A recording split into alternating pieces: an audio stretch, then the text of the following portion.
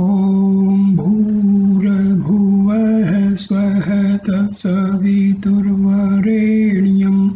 भर्गो देवस्य धीमहि धियो यो नः प्रचोदयात्। ॐ शान्ति शान्ति शान्ति। Today I will narrate a conversation between sage Yajnavalkya and his consort Maitreyi on the topic of the absolute self. Here, my dear friends, the absolute self is nothing but the soul, what we call as Atma. Remember, Atma and Brahma, there is no difference. Here we have to be very, very clear. God resides in our inner self. Otherwise, we know God is omnipotent, omniscient, omnipresent. So, I will start this conversation between sages Yajnavalkya and Maitreyi. The present section is a narration of the conversation that appears to have taken place in ancient times between the sage Yajnavalkya and his consort Maitreyi.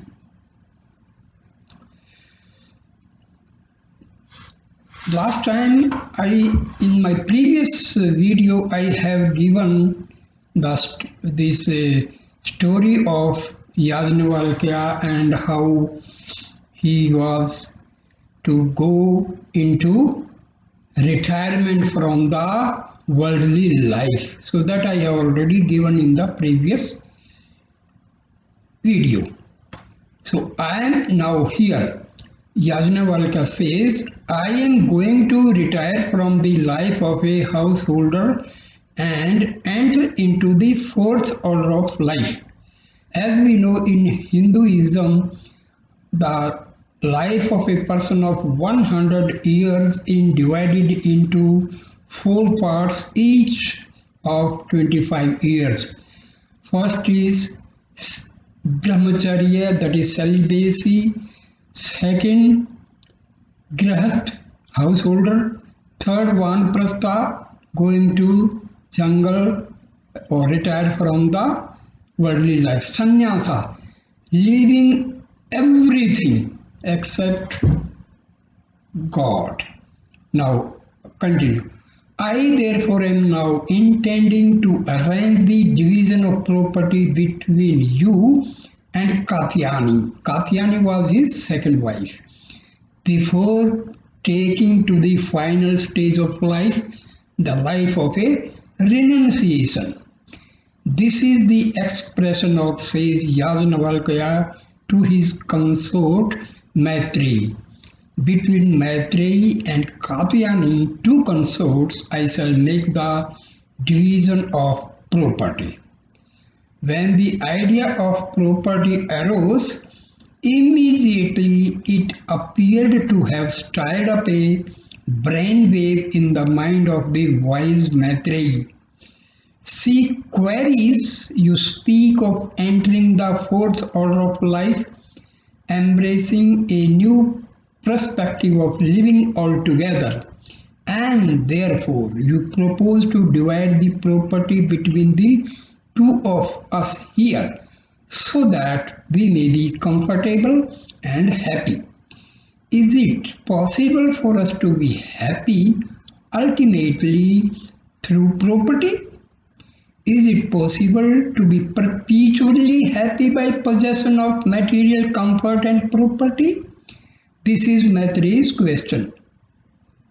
See, Maitreyi and Katyani. Maitreyi was more inclined towards spiritualism, Katyani was she was more interested in the worldly life. So this is the difference between two ladies. Okay. The intention of Yajnavalkya to leave secular property to his consorts naturally means that he proposes to leave them in a state of satisfaction and immense comfort. But is this practicable? Can we be eternally happy, unbrokenly satisfied? Can there be a cessation of our happiness at any time? The question, simply put, is it possible to give immortality through wealth? So, wealth cannot give immortality. So, if I am the owner of the entire earth, the wealth of the whole world is mine. Will I be perpetually happy, or will there be some other factor which will intrude upon my happiness in spite of my possession of the values of the entire world? This is the question put by, this is the query put by Maitreyi. This is the question. You will be very no, replies Yajnavalkya. You cannot be happy. You will be very comfortable, as is the case with people who own a lot of wealth. But you would be in the same state in other respects as is the condition of well-placed people in society. Immortality is not possible through possessions. It is a different status altogether, which has no connection with any kind of relativistic association. There is no hope of immortality through wealth.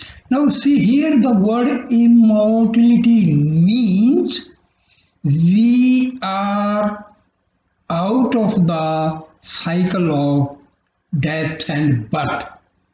So that is the state of liberation.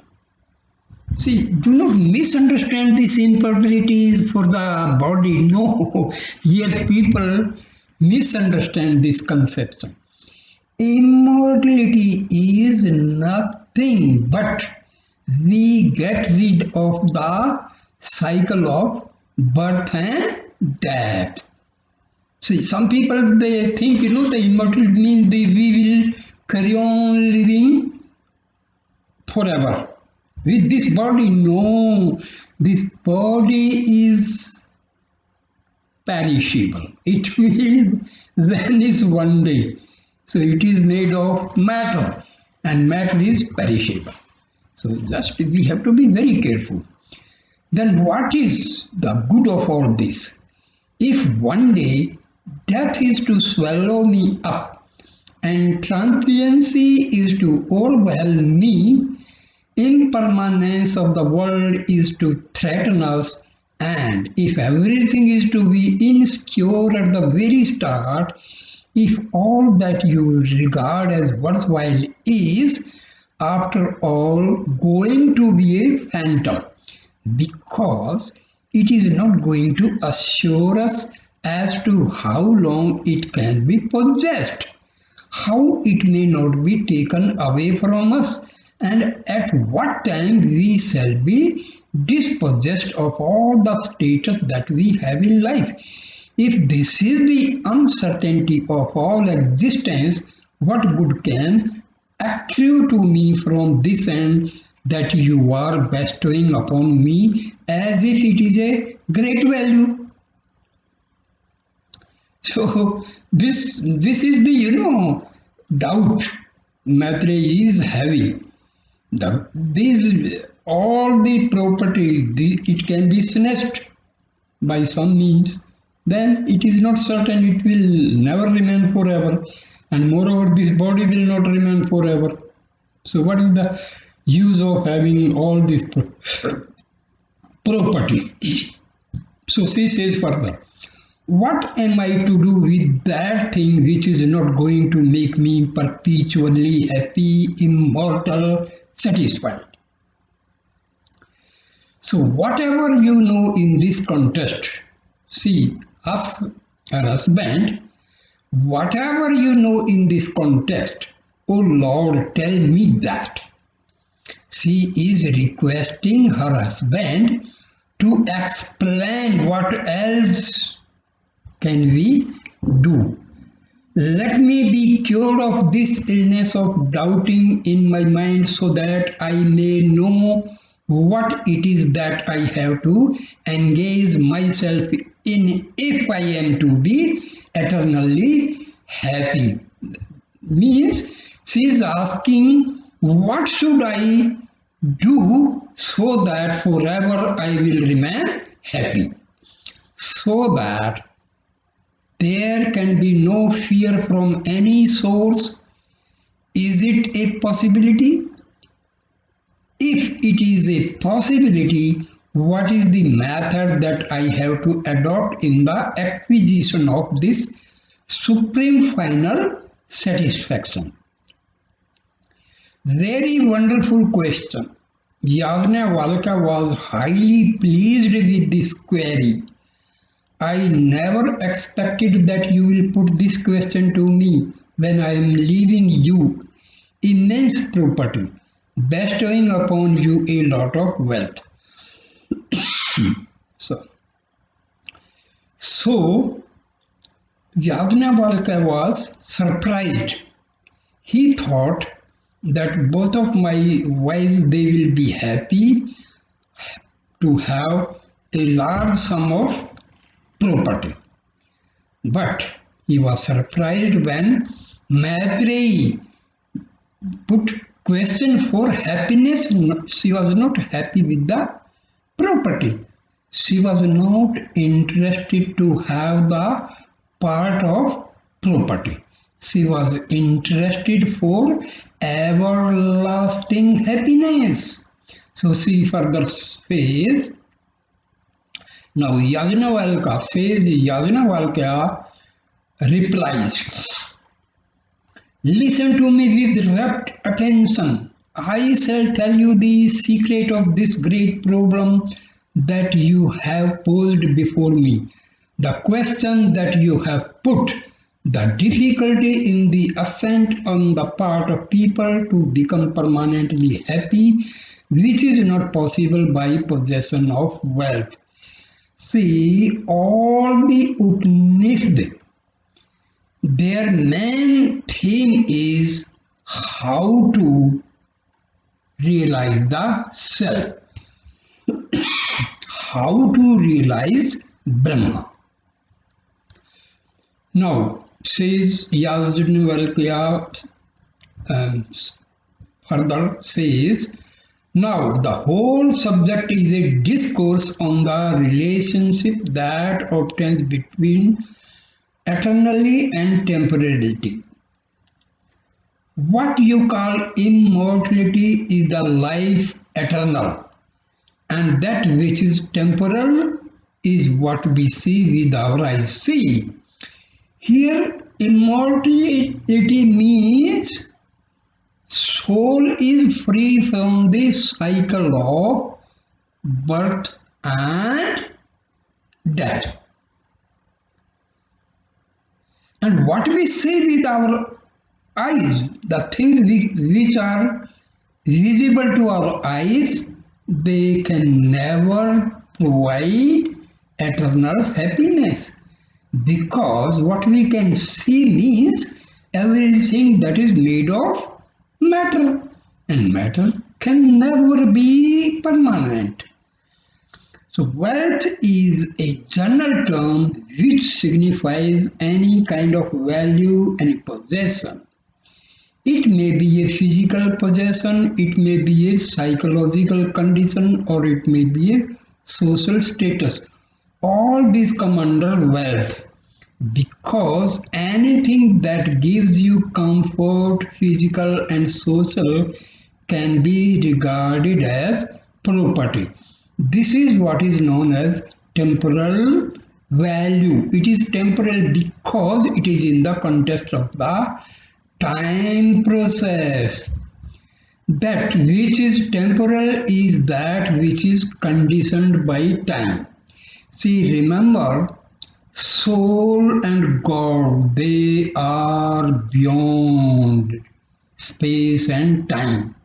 But all the things made of matter, they are conditioned by space and time. The time process is involved in the possession of values that are called temporal. So, time has a say in the matter of our possessions. We cannot completely defy the law of time and take hold of possession that we regard as ours. Time is inscrutable force which is a peculiar arrangement of things in the world.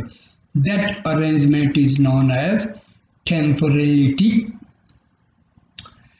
The arrangement of things is such in the temporal realm that things cannot be possessed by anyone. The idea of possession is a peculiar notion in the mind. You know very well how false the idea of possession is. See, how can we possess things forever? Say, for example, things may remain forever, but our body will never remain forever. So, possession is not at all possible. Because things as well as our body, all these things are perishable. And anything which is perishable can never remain forever. Only Atma and God remain forever, not perishable. So the simple thing, you cannot possess anything except in thought. So what we call ownership of property is a condition of the mind. I can give you a very small gross example. This is a large expansion of land, a vast field which is agricultural in itself. Today you say it is owned by A and tomorrow it is owned by B by transfer of property. Now, what do you mean by this transfer of property? It has never been transferred. It is there in its own place. It has been transferred in the ideas of people. One person called A imagined that it was his yesterday, and today another called B thinks in his mind that it is his. Now both ideas, whether it is the idea of A or the idea of B, are peculiar, inscrutable conditions which cannot be easily associated with the physical existence of the property known as land. There is no vital connection between the thought of the person and the landed property. There is only an imaginary connection. But the social arrangement of the idea of ownership is such that it appears to be well placed. There is an agreement among people that certain ideas should be accepted as logically valid. That is called temporal law. Man-made law is temporal law and it is valid as long as people who are concerned with it agree that is valid. But if it is not agreed upon, then the validity of that principle ceases. So, when the acceptance on the part of minds of people in respect of a principle called ownership ceases, then the ownership also ceases. For example, there is no ownership in a jungle. The beasts do not possess any property. Animals have no idea of ownership. They go anywhere at any time. Today the animal is in one place, tomorrow it is in another place, and we too live in a similar manner. We are in one place today and tomorrow in another place. The difference is we think in a particular manner, whereas animals think not in that manner. The whole question of ownership, or psychologically put, like or dislike, is a condition of the mind, which is an arrangement of psychological values agreed upon by a group of people who have decided that this should be the state of affairs. So you can imagine how artificial is the idea of ownership. Nobody can own anything unless it is agreed upon by the concerned people that this idea be accepted. If the idea is not accepted, then the ownership goes, because you cannot swallow the land or eat the property. It is there physically existent as something not mechanically related to you, but psychologically a phantom of your mind. This being the case, how can that bring permanent satisfaction? If a thing can be permanently possessed, you cannot be dispossessed of it. The very fact that can be dispossessed of a property shows that permanent acquisition is not possible. It is conditionally connected with you in a psychological manner, and it cannot be connected unconditionally. And what you call permanent happiness is unconditional existence independent of temporal relationship. That unconditional existence is not possible if it is in effect of a conditional arrangement.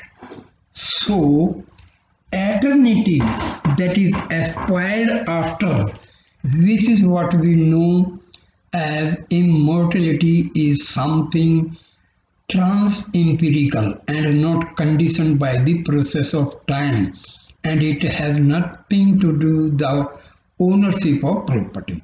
You may possess or you may not possess. It is absolutely immaterial as far as the question of immortality is concerned, because immortality is not dependent upon connection of values external. It is a state of being as such. In order to inculcate the meaning of this great passage, Yajnavalkya tells us,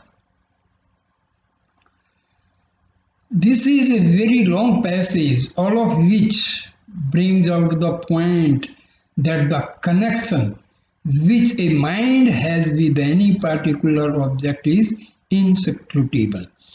If it is taken literally, it has an esoteric, deep, profound significance. A mind cannot be really connected with an object if the object is externally placed outside the mind, because the mind and the object are dissimilar in their character. The object is physical, the mind is psychological, the mind is internal, the object is external. The mind is psychological and the object is physical. A connection between these two is unthinkable, and so all affections of the mind, positive or negative, are certain internal operations that occur within the mind and bear no real vital relation to objects outside. But why does it appear that they have some connection if the connection is not really there? Why do we appear to be happy in our mind when certain objects are possessed? Desirable things are owned by us as we think in our minds. What is the meaning of owning, possessing, enjoying, loving, etc.? What is the actual significance of this idea in the mind? Why is it that suddenly there is a surge of happiness in the mind when one feels there is a possession of desirable value? This happiness arises on account of a confusion in the mind. This is what the sage Yajnavalkya will tell us.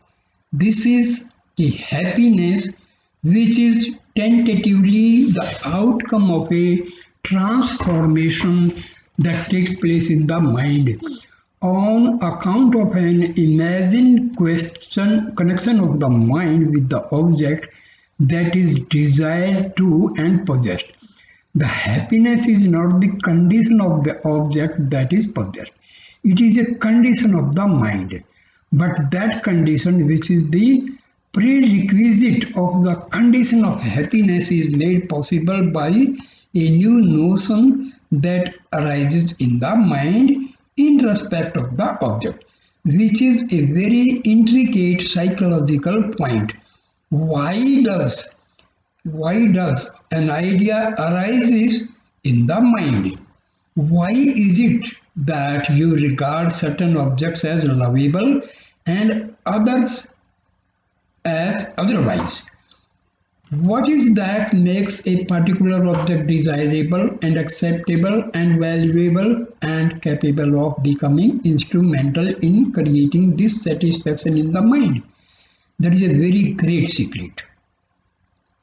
How is it possible that a particular imaginary connection of the mind with an externally placed object can become the source of happiness within this happiness on account of the presence of something else which the mind cannot cognize?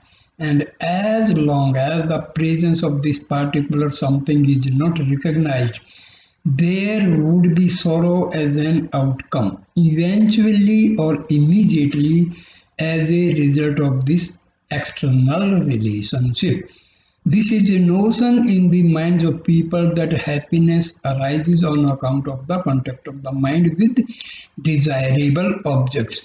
That this is not true is a great point that is made out here. Happiness does not merely arise on account of the contact of the mind with an object which is desirable. For this purpose, another question may have to be answered.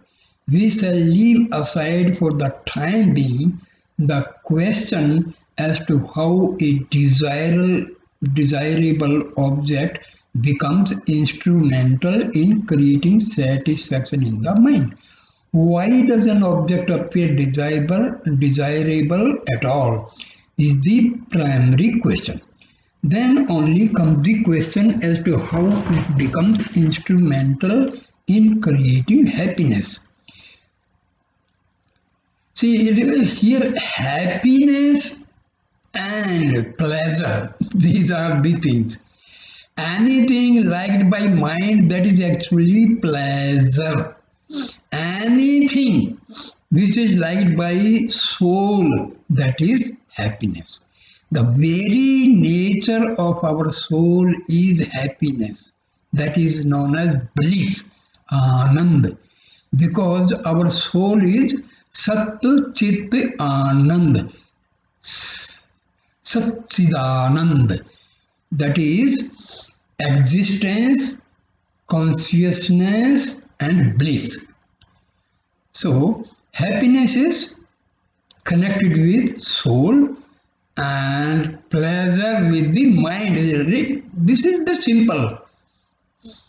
The desirability of the object is again a condition of the mind. It is a perception of the mind in the contour of the object of certain characters which are necessitated by the mind.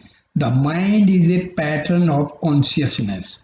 See, remember, in my other video I have explained how mind and our Atman connected. See, all the thoughts, they arise from our soul, and continuously rising of thoughts give rise to the mind. Remember, and when this mind is actually non-existent, it does not exist, because these are the thoughts which constitute this mind, and thoughts arise from our soul. So mind itself is non-existent, it is temporary, it is perishable. It is because when the mind is destroyed, we say we realize our soul. Till the mind is there, ego is there, we cannot realize our soul. That is this mind, ego, they are the veil between, they are covering our soul rather. You may call it a focused form of consciousness, a shape taken by consciousness. Something like the shape of the waters of the ocean may take in the surge of the waves. A particular arrangement of consciousness in space and time may be said to be a mind, whether it is a human mind or otherwise. This particular arrangement of consciousness is naturally finite. Every particularized shape or form is finite, merely because of the fact that it is so particularized. The particularization of the mind is the isolation of that character of the mind from other characters which are equally existent elsewhere in other objects. When I say there is such a thing called red, it means there can be other things which are not red. So, a particular state of mind becomes finite in its nature on account of other such conditions or different conditions being made possible. So, the finitude of the mind becomes a source of restlessness to the mind. Every restlessness is psychological and is due to a finitude felt in the mind. But this finitude brings about a limitation that is imposed upon itself by the factor that it is finitude itself. If you want to overstep the limit of the boundaries that are set upon you, so the mind tries to jump over its own skin, as it were, in trying to grab objects which it imagines to have the characteristics which are the counterparts of that it feels it has lost. The finitude of the mind, it is felt, can be made good by the character that the mind imagines to be existing in the objects that are desirable. It imagines for certain reasons that a particular object or a particular group of objects or a certain set of circumstances are made in such a way that they have characters which are exactly the complement or supplement or the counterpart or the correlative of its own finitude. Or you may say it is something like a square rod beholding a square hole in its presence of a similar shape. If the square rod possesses a round hole, there cannot be attraction. If the round rod sees a round hole, there can be attraction. There should be a counterpart of the values of attraction to arise. One finitude should be believed capable of being made good by another finitude, and then there is attraction. The world is made in such a way that there are infinite varieties of finitude, and one set of values which goes to make up the finitude of a particular mind becomes the source of summoning the opposite of these values, which are imagined to exist in another finitude, say an object. So the world is said to be relative in the sense that everything is relative to everything else, unless a particular finite situation is related to another particular finite situation, which is going to be the complementary aspect of it. There cannot be a sense of fullness.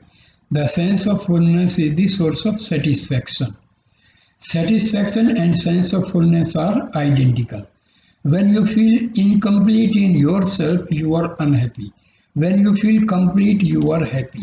The feeling of incompleteness arises on account of the notion that something is lacking in you. The sense of lack of something arises because there is a sudden emergence of certain notions in the mind in respect of values, of which it becomes conscious. And so it cannot be that a particular person will be feeling the same sense of finitude at all times. It does not mean that you will be wanting the same thing throughout your life. The idea of finitude goes on changing as you arise in the process of evolution. As the mind gets transformed gradually, day by day, stage by stage, in the process of evolution, the requirements of the mind also change. And this is why every day you desire different object, not the same object. You cannot have one particular thing today and be happy forever. That is not possible. Because the mind cannot rest in one condition. It cannot rest because there is evolution. There is physical evolution and psychological evolution. Both are taking place simultaneously. So this perception of a counterpart of the finitude of mind in a given condition is caused by the desirability of an object felt by the mind. Then what happens? Immediately the mind says, here is the source of my fulfillment, and wishes to come in contact with it as soon as possible so that it may become a part of its being. The desire of the mind for a particular desirable object is a desire to get united with that object in its being. So, the idea of possession is something very strong. Indeed, it is actually a desire to get united with the object so that you become physically, psychologically whole in being and not merely in an external relation. The condition is, however, not possible as you cannot enter into the being of any object. Therefore, there is not such satisfaction even after the fulfillment of a desire. No desire can be fulfilled eternally. Whatever be the effort that you put forth, because it is not possible for you to enter into the being of that object. The intention is good, but it is impracticable. Nobody can enter into the existence of an object because the object is externally placed in space and time. So it is a futile attempt on the part of the mind to enter into any object. Then there is a struggle on the part of the mind to possess the object, become the object, make it a part of its being by assimilation of its being into its own. However, it is a fruitless attempt because the operation of space and time will prevent the entry of one into the other. That is why this world is a sorrow, and it shall be a sorrow. There shall be a perpetual effort on the part of people to grab objects and try to enjoy them, but they cannot enjoy them. There can only be a mere appearance of enjoyment, not real enjoyment. The love that you feel in respect of an object is in fact the love that you feel towards that which is called perfection and completeness. It is not really a love for the object. You have thoroughly misunderstood the whole point even when you are clinging to a particular object as if it is the source of satisfaction. The mind does not want an object. If it wants completeness of being, that is what it is searching for.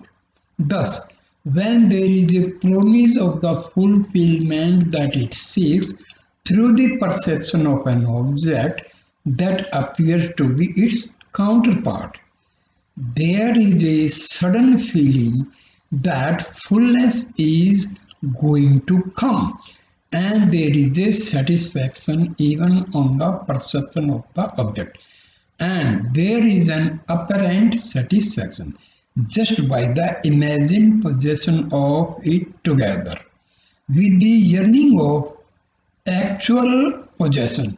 So, what is that you are asking for?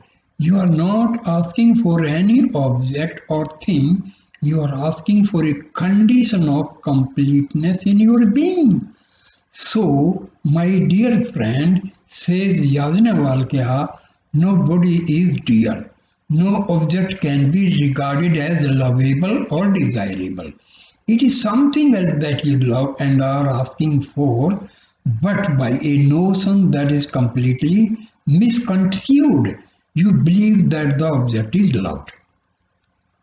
So, what you love is a completeness of being, which is reflected in the condition felt to exist between yourself and the object concerned. You must mark this point. What you love is only the condition that you imagine to be present in the state of the possession of the object. But that state can never be reached for the reason already mentioned. So nothing is dear in this world. What is dear is the condition which you intend to create or project in your own being by an imagined contact with the object. So not one person is dear in this world, but what is dear is that condition which is imagined to be present after the possession of that object or that relationship. Now, what are these objects? Every blessed thing. Yajnavalkya goes on with his exposition to Maitreyi.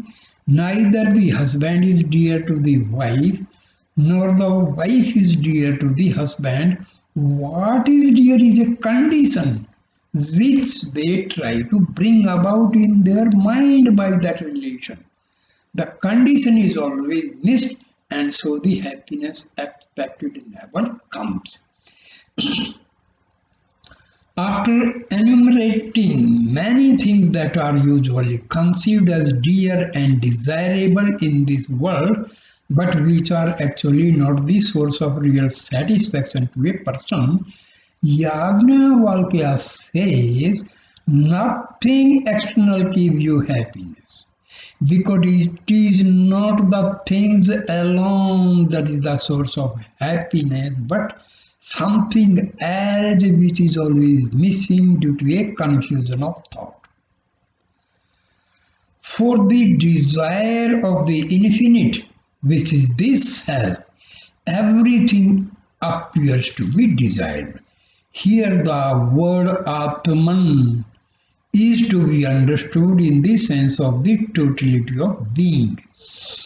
It is the selfhood of all beings, a great subject which we have studied in detail in the 4th section of the 1st chapter. See, this conversation, it is in the Brihadaranyaka Upanishad. So it is part of Brihadaranyaka Upanishad.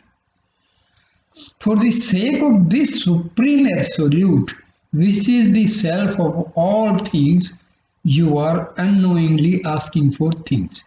You have missed the point in asking for the things of the world. So it is a wild goose chase from birth to death, nothing coming forth. Ultimately, you come to this world crying, and you go crying because you have missed the whole point in the tremendous effort that you have put forth throughout your life entirely by nothing.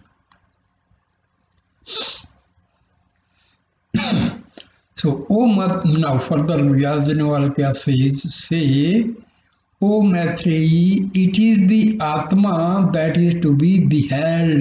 It is the Atma, that is soul, that is to be known. It is the Atma that is to be searched for. It is the Atma which is to be heard about. It is the Atma which is to be thought in the mind. It is the Atma which is to be meditated upon. There is nothing else worthwhile thinking. Nothing else worthwhile possessing, because nothing worthwhile exists other than this. This means Atma. So, happiness is connected with Atma only. Rest, it is the thoughts only. Relations are just in the mind. Mind is temporary. So that happiness is temporary. That is not actually happiness. Happiness and bliss, that is the nature of our Atma. If you can grasp the significance of what this Atma is, you have known everything. And then you have possessed everything. You have become all the. See, know thyself. Know your Atma. Realize your Atma. Then you will have happiness forever. This is the gist of all this thing. There is nothing left to desire afterwards. When we know our Atma, we realize our Atma, there is nothing desirable left over. And if this is not to be achieved, what is going to be your fate? Suppose you do not have this knowledge. Everything shall leave you one day or the other. Today this goes, tomorrow that goes, and the history of humanity has told us repeatedly that you cannot lay trust upon anything. You have seen things coming and things going. Today it is there, tomorrow it is not there. You cannot know what will happen tomorrow and what will be the status and the state of things at any moment of life, time. Everything shall desert a person if he is bereft of this knowledge, because they are not a part of his being. How can they be with him all? See, the being, remember, being means Atma.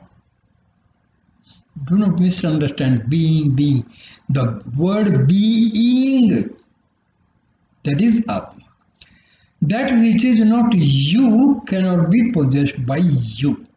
That which is not you really cannot be a property of yours.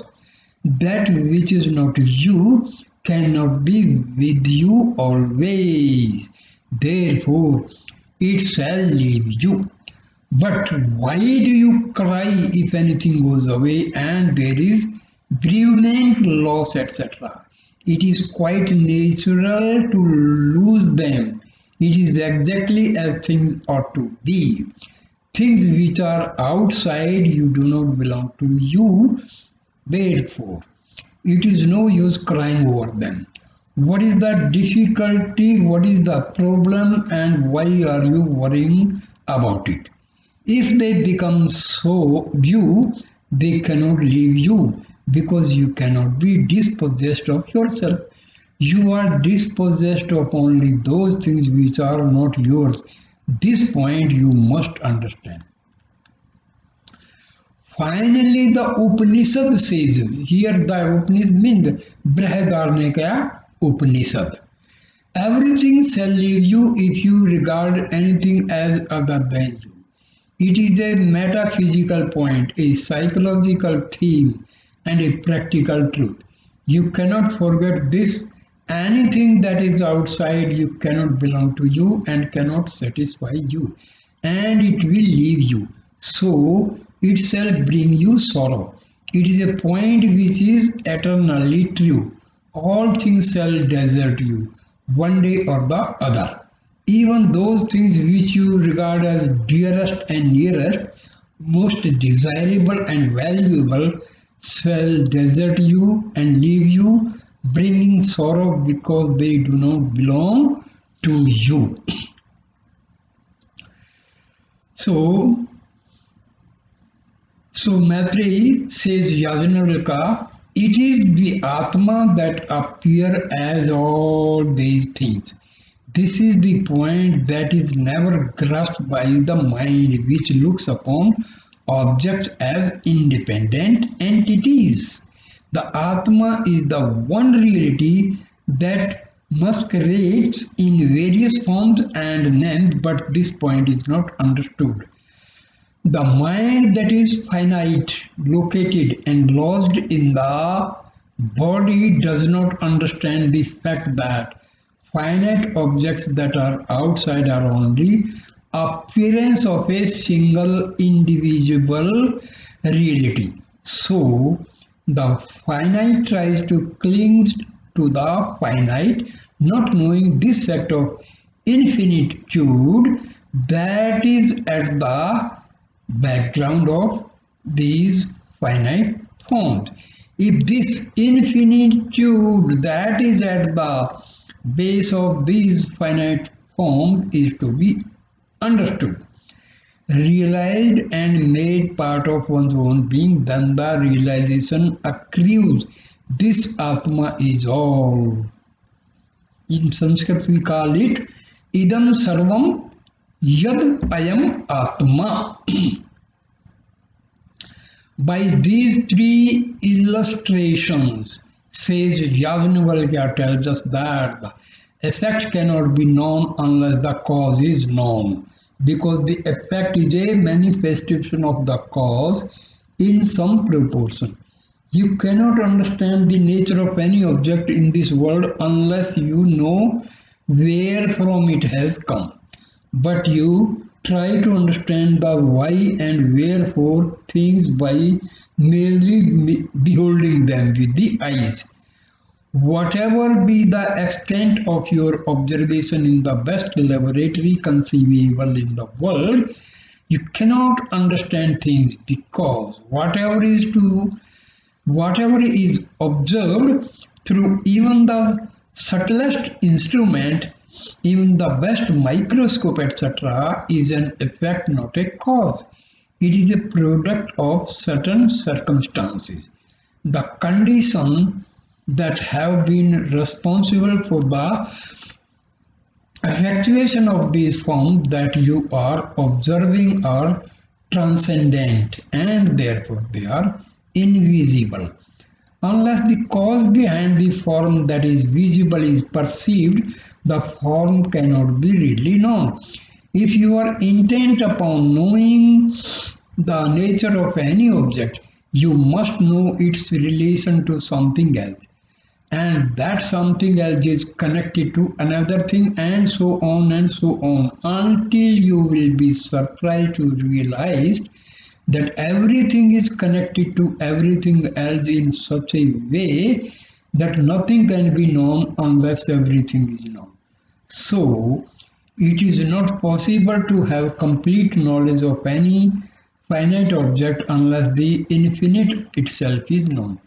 You cannot know the structure of even a sand particle in the beach unless the whole cosmos is known ultimately, because it has got infinite relationships to various types of atmosphere of which it is a product. So, it will take you up to the limit of the infinite if you try to understand the inner, inscrutable majesty of even a grain of sand. To understand this, the great master Yajnavalkya gives us three illustrations.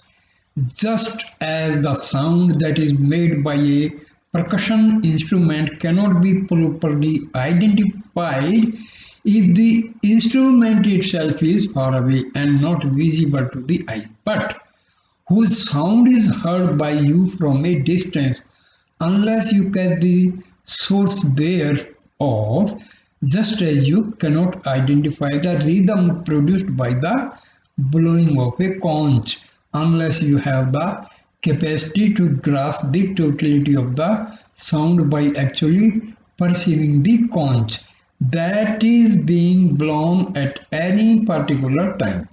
Just as you cannot understand the symphony produced by a veena or a stringed instrument, for instance, merely by hearing one note unless you are able to connect all the notes in a harmonious symphony.